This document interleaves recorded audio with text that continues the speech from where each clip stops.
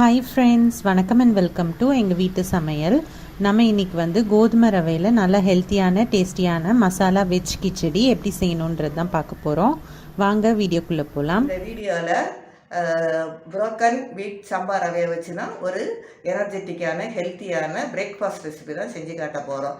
இந்த சம்பா ரவை கூட நாங்கள் காய்கறி, கொஞ்சம் மசாலா இதெல்லாமே சேர்த்து ஒரு சுவையான மசாலா வெஜ் கிச்சடி தான் செஞ்சு காட்ட போகிறோம். இதில் பாசிப்பருப்பும் கலந்துருக்கனால ரொம்ப ஆரோக்கியமானதும் கூட.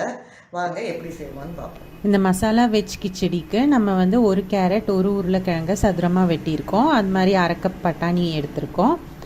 புரோக்கன் வீட் கோதுமை ரவை எடுத்திருக்கோம் 3/4 கப்பு, அதாவது 150 கிராம். அப்புறம் 1/4 கப்பு வந்து பாசிப்பருப்பு. ஃபஸ்ட்டு கோதுமை ரவையை ஒரு வானலியில் ஸ்லோ ஃப்ளேமில் வச்சு நம்ம வந்து வாசம் வர வரைக்கும் வறுத்து அதை எடுத்து வச்சுக்கணும்.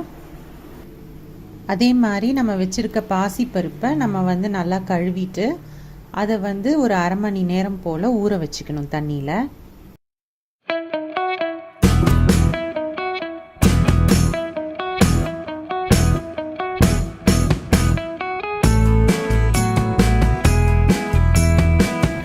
குக்கரில் தேவையான அளவுக்கு நம்ம வந்து எண்ணெய் விட்டுக்கணும். எண்ணெய் விட்டுட்டு நம்ம அதில் வந்து ஒரு பிரிஞ்சி இலை போட்டு தாளிச்சிக்கணும். அதுக்கப்புறம் ஒரு 2 கிராம்பு சேர்த்துக்கணும். அடுத்து வந்து கடுகு சேர்த்துக்கலாம். நெக்ஸ்ட்டு ஒரு அரை ஸ்பூன் போல் ஜீரகமும் சேர்த்துக்கலாம். மிளகும் சேர்த்துக்கலாம்.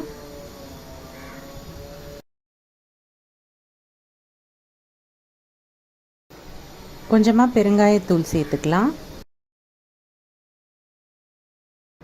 இது நல்லா வதங்கின பிறகு நம்ம வந்து 1.5 ஸ்பூன் போல் இஞ்சி பூண்டு பேஸ்ட் சேர்த்துக்கலாம். அதோட பச்சை வாசனைலாம் போன பிறகு வெட்டி வச்சுருக்க ஒரு வெங்காயத்தை சேர்த்து அதை வந்து நல்லா வதக்கிக்கலாம். வெங்காயம் வதங்கின பிறகு ஒரு 2 பச்சை மிளகாய் சேர்த்துக்கலாம். அடுத்து வெட்டி வச்சுருக்க 2 தக்காளியை சேர்த்து நல்லா வதக்கிக்கலாம். இப்போ கொஞ்சோண்டு மஞ்சத்தூள் சேர்த்துக்குவோம். தேவையான அளவு உப்பும் சேர்த்துக்கலாம். அப்புறம் தக்காளியை வந்து நல்லா வதக்கிக்கலாம். நம்ம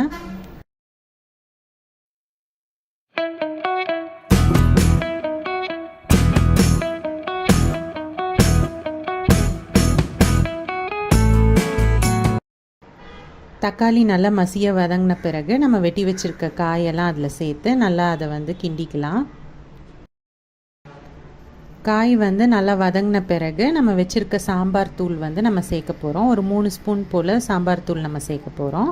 சேர்த்து அதை நல்லா கிளறிக்கோங்க. நெக்ஸ்ட்டு நம்ம ஊற வச்சுருக்க பாசிப்பருப்பையும் அதில் சேர்த்து நம்ம கிளறிக்கணும். நம்ம வந்து 3/4 கப் கோதுமை ரவையும் 1/4 கப் பாசிப்பருப்பும் எடுத்திருக்கோம். அதுக்கு வந்து 4 கப் போல் தண்ணி வந்து நம்ம ஊற்றணும். இப்போ 4 கப் தண்ணியை நம்ம குக்கரில் சேர்த்து அதை வந்து கொதிக்க விடணும்.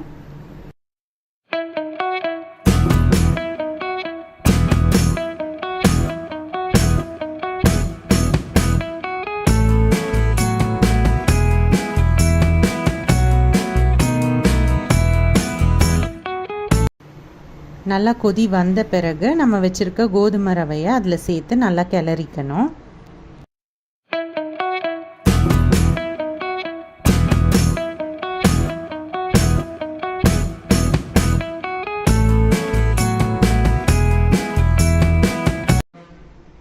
நல்லா கிளறிட்டு நம்ம வந்து குக்கரை மூடிடலாம்.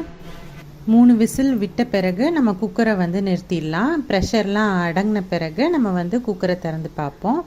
இப்போ வந்து நம்மளோட மசாலா கிச்சடி சூப்பராக வந்து தயாராகிருக்கு. இப்போது இதை வந்து நம்ம நெய் விட்டு தாளிக்க போகிறோம். ஒரு தாளிப்பு கரண்டியில் 1 ஸ்பூன் போல் நெய் விட்டுட்டு அதில் வந்து ஜீரகம், முந்திரி பருப்பு, கருவேப்பிலை சேர்த்து நம்ம தாளிக்க போகிறோம். இது நம்ம கடைசியில் சேர்த்தோம் அப்படின்னா நம்ம கிச்சடி வந்து நல்லா வாசமாக இருக்கும். இந்த முந்திரி பருப்புலாம் நல்லா மொறுமொறுப்பாகி இப்போ இந்த தாளிப்பை நம்மளோட கிச்சடி மேலே நம்ம இதை வந்து போட்டுக்கலாம். கூடவே மேலே மல்லித்தழையையும் நம்ம தூவிக்கலாம். தூவிட்டு இதை வந்து நல்லா கிளறிக்குவோம். அவ்வளோதான், நம்மளோட சுவையான ஆரோக்கியமான கோதுமை ரவை மசாலா கிச்சடி சூப்பராக தயாராகிடுச்சு. ஸோ இந்த ரெசிபியை நீங்களும் ட்ரை பண்ணிங்கன்னா உங்களோட ஃபீட்பேக்கை எங்களுக்கு ஷேர் பண்ணுங்கள். இந்த வீடியோ உங்களுக்கு பிடிச்சிருந்ததுன்னா லைக் பண்ணுங்கள், ஷேர் பண்ணுங்கள், சப்ஸ்கிரைப் பண்ணுங்கள். மறக்காமல் பெல் பட்டனையும் டேப் பண்ணுங்கள். அப்போ தான் எங்களோட ரெகுலர் அப்டேட்ஸ் உங்களுக்கு வந்து சேரும். தேங்க்யூ.